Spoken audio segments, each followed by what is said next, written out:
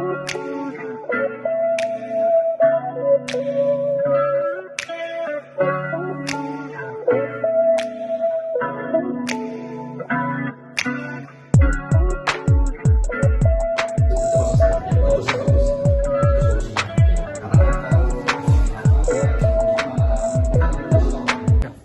warahmatullahi wabarakatuh. Saya atas nama Hasanuddin Abi selaku tokoh masyarakat Payabakung sangat mendukung percepatan pembangunan Bendungan Krungkerto. Sampai saat ini tidak ada kendala untuk pelaksanaan di lapangan dan masyarakat mendukung penuh pembangunan Bendungan Krungkerto sampai selesai. Assalamualaikum warahmatullahi wabarakatuh.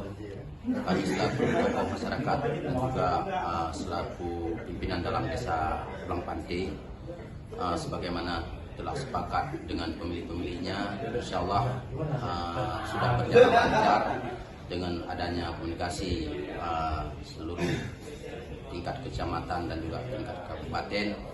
Kita sudah sepakat untuk bekerja yang lancar di areal Waduk Krungkerto, sehingga dengan ini tidak ada lagi kita lihat masyarakat-masyarakat yang tidak mendukung.